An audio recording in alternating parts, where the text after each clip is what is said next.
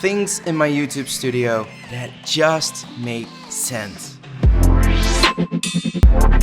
Having an optimized space like this gets you 50% there.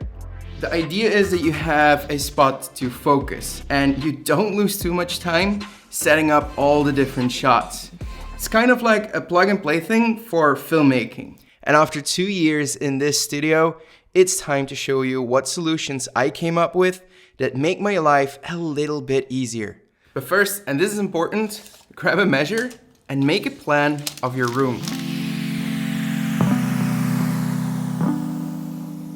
So let's start off with a super quick tour of all the features here in the studio that are important to me. We have a main editing desk.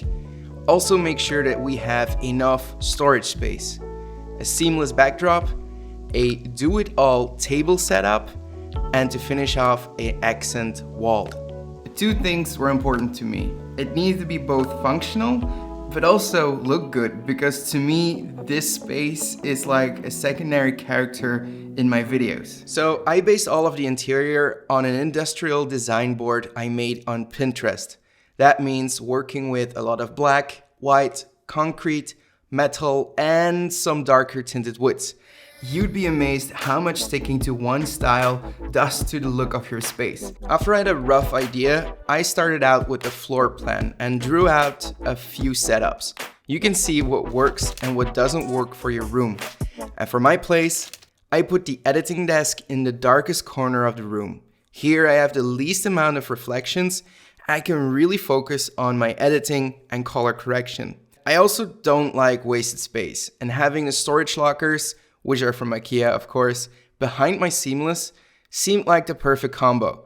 I store all of my content creation gear here and everything has its own spot. So when I'm trying things out, I don't have to search for a magic arm for half an hour. Been there, done that. Now, since we're renting this place, we cannot drill into the walls. And some of you might be in the same situation, so this is what I opted for.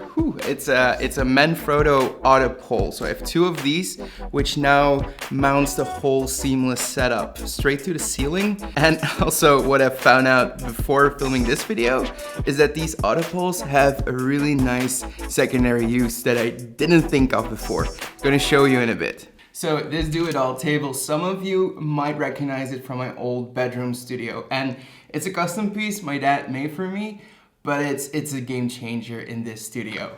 Adding this contraption gives me the freedom to have a 5-second overhead rig, an online meeting setup, a podcast setup, and a boom arm for my mic, all within an arm's range.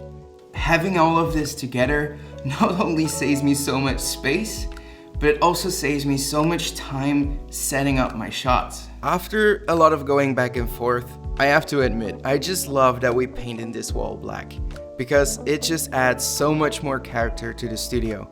I can use it as a backdrop for product shots, the podcast, or any other set I can come up with. So we did the tour, now you've seen the whole setup, but what makes this so much more productive than any other studio I've had before? Well, it's in the details. And the only way that you learn that is by making a shitload of videos and just always getting stuck on some minor thing over and over again. You never have enough power. So I added a lot of power strips wherever I am. I will always have enough juice for lighting and other gear that I need to charge. And do yourself a favor, get wheels for everything that you can get. Trust me. This Aperture 120D, it follows me around everywhere. And you know, the table is kind of huge, so I would have to rely on others to move it around constantly if it weren't for these wheels. So you remember those auto poles? These are now one of my favorite new mounting angles. All you need is a spigot, a super clamp, and a ball head. And there it is, mounting like a freaking Casey Neistat. Now, having a tidy space and everything ready is great, but you won't get very far if your head is all cluttered. So in this video, I'm showing you how to get all those thoughts out of your head and actually put them into a project. You can start and finish, and that's the key part. So I think I'm gonna see you there in a few seconds.